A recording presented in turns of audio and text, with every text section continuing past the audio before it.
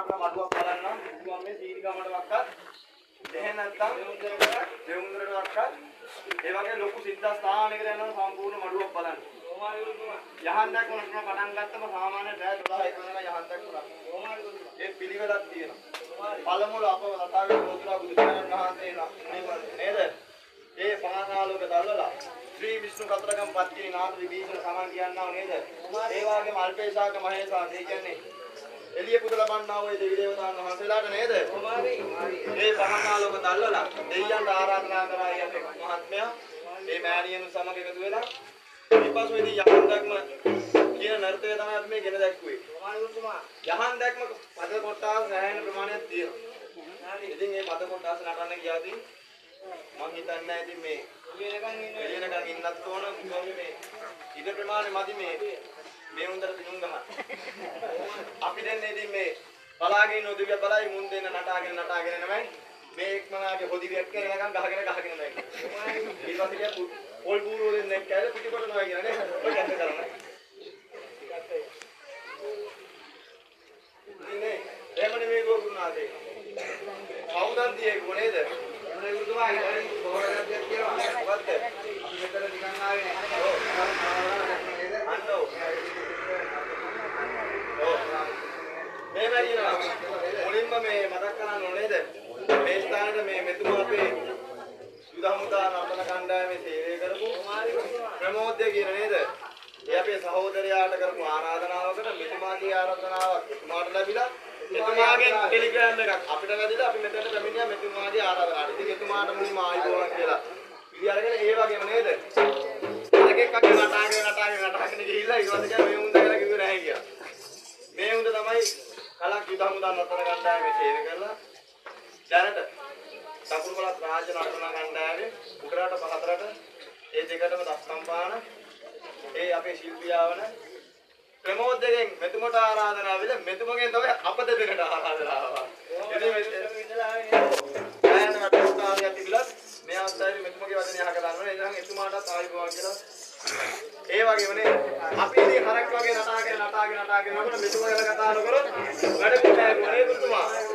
මෙතුමා තමයි ඉතින් අපේ මෙස්තර මහතර ඒ රයිකම කියනවා සම්ප්‍රදායෙන් තුනටම නැගී වෙන දැන් සරල පරම්පරාව වෙන නැගී වෙන පෙර ගමනව දැකලා තියෙනවා පෙර ඕන තරම් ගමන දැකලා තියෙනවා පෙර වයනව දැකලා ඒ වගේ දැනට අස්වාහන් නටවත් අදින්න එපා දකුණු කොළත් රාජනන්දන කණ්ඩායමේ සේවය කරන ඒ මෙතුමාවන නිසජ ඒ මල්ලි නේද ඔව් නිසජ මල්ලිවත් එහෙනම් ආයිබෝවන් කියලා පිළිගන්නවා ඕනේ පුතා ළඟ ඇවිල්ලා අපි හැමෝම කරේ කියලා එයා ඉන්න කෙනා නේද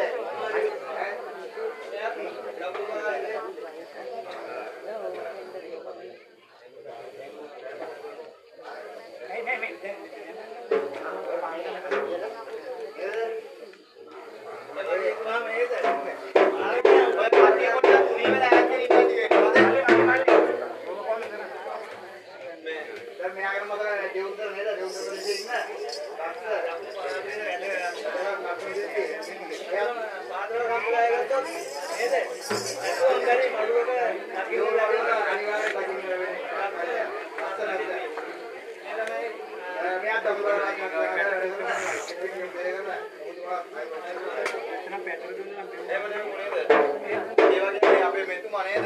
නැත්තම් එයාගේ ඔක්කොම ගැන කිව්වයි මගේ ගැන කිව්වේ නැහැ කියලා. මම නිකන් දැක්කේ මේ මහින්ද මාර්යාගේ එතුමාගේ ආයුබෝවන් කියලා අවසරයක් අරගෙන ඉදිරියට කටයුතු වෙනා නේද? මෙහෙමයි කියලා කිව්වා. දෙවියන්ගේ නාමයට නේද? 12 දෙවියන් මුල් කර ගන්නා වූ දෙවල් මඩු, ගම් මඩු, කිරි මඩු, කුණා මඩු කියනවා මඩු කොටාසයක් තිබෙනවා. මේ මඩු කොටාස සෑම මඩු කොටාසයකම එන ප්‍රධාන අංගය තමයි යහන්දක්ම කියන්නේ. ඒ යහන්දක්ම කියන්නේ නේද?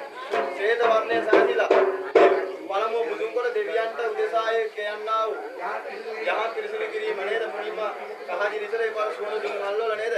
ඒ ආදී පාර දැක්ුවේ කොයිද කලේ කියන්නේ නෑ. වැඩම්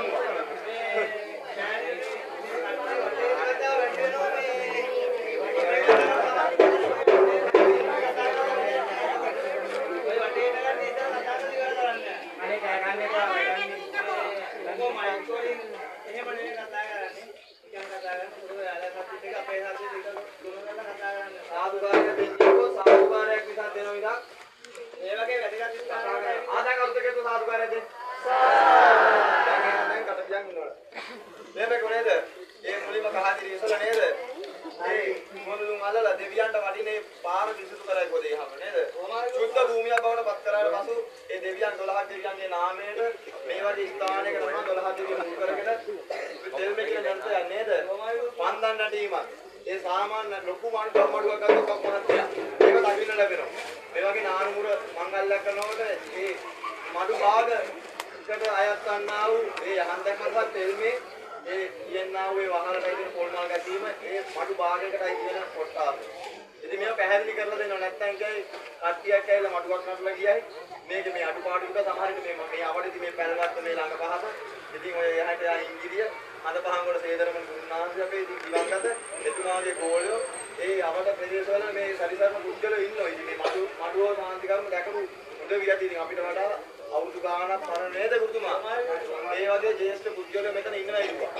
ඉතින් ඒ අයට ඉතින් පැහැදිලි කිරීමක් කරන්න ඕනේ මේ නවයේන පරපුරට නේද කප්පුවක්ය.